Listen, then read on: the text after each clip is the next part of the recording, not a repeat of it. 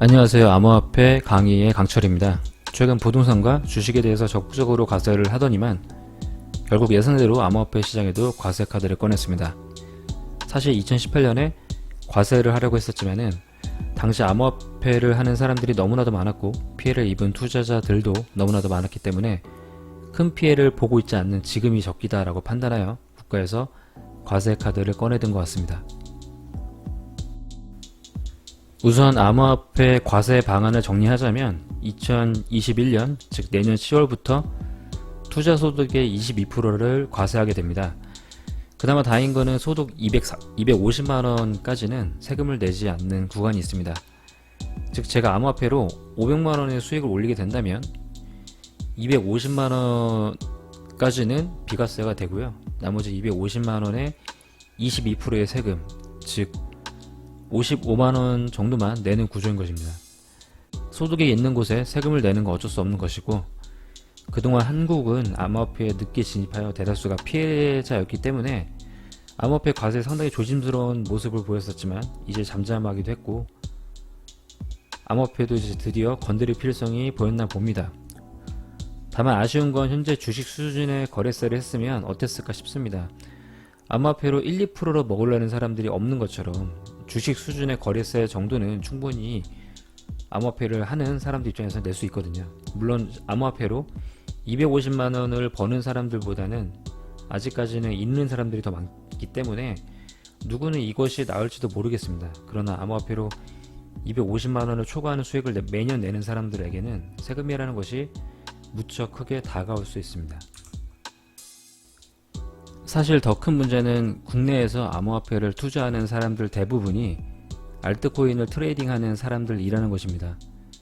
그러다 보니까 국내 암호화폐에 상당한 지분이 있는 마이너 알트코인들, 빗썸이라든지 업비트의 거래량이 높은 그런 암호화폐들은 미래가 좀 불투명해졌다라고 말할 수 있습니다.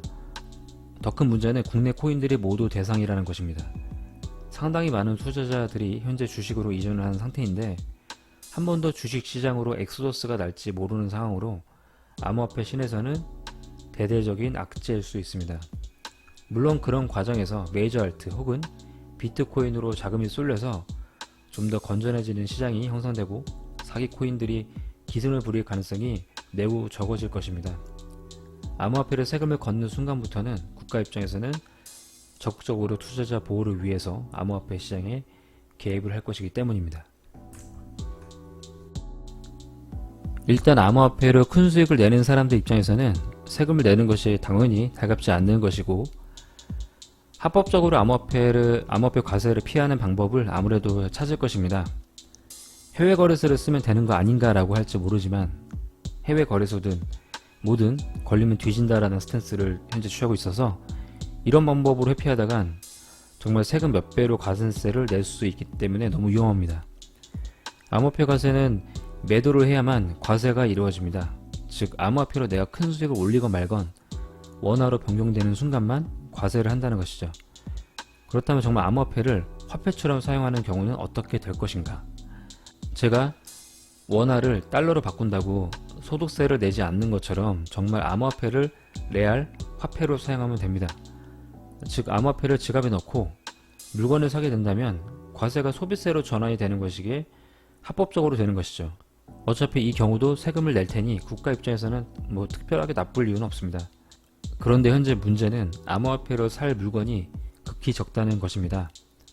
해외에서는 비트코인으로 집과 자동차를 거래하기도 하지만 국내에서는 사실 매우 드문 케이스이기 때문에 살 물건이 없는 문제가 있습니다. 그러나 정말 다행스러운 것은 현재 페이팔에서 암호화폐 매매뿐만이 아니라 암호화폐를 이용하여 결제를 지원한다는 소문이 있습니다. 페이팔이 암호화폐로 결제 기능을 추가해준다면 쇼핑몰 같은 곳에서 암호화폐로 물건을 쉽게 결제할 수 있다는 말이 됩니다. 현재 페이팔로 아마존 같은 곳에서는 물건을 살 수는 없지만 이베이에서 지원은 가능합니다. 그렇게 된다면 아마도 이베이 코리아, 즉 G마켓이라든지 옥션 등과 같은 곳에서 그런 제품들도 암호화폐를 결제할 수 있는 길이 열릴 수도 있습니다. 어찌저찌 국내에서 안 된다고 해도 해외 이베이나 페이팔로 결제할 수 있는 수많은 서비스에서 결제가 가능할 테니까 과세를 합법적으로 회피할 수 있을 것입니다. 페이팔의 행보와 재미있는 건 테슬라의 앨런 머스크가 도지코인에 대한 말을 자주 트위터에서 언급하였는데, 앨런 머스크는 테슬라 이전에 페이팔을 창립한 사람으로 유명했었으며, 그가 암호화폐에 대해서 이렇게 자주 언급을 하는 것은 아무래도 페이팔로 이루어진 결제 시스템에 대한 그의 철학이 암호화폐로 이루어지지 않을까 조심스레 상상해봤습니다. 사실 그가 트위터에서 도지코인을 언급하는 건 농담의 반입니다. 이외에도 어떤 과세 회피 방안이 있을지 모르겠지만, 암호화폐라는 것은 매도 시점을 알기 힘들 정도로 늘 예측을 비껴나가게 올라가는 경우가 많습니다.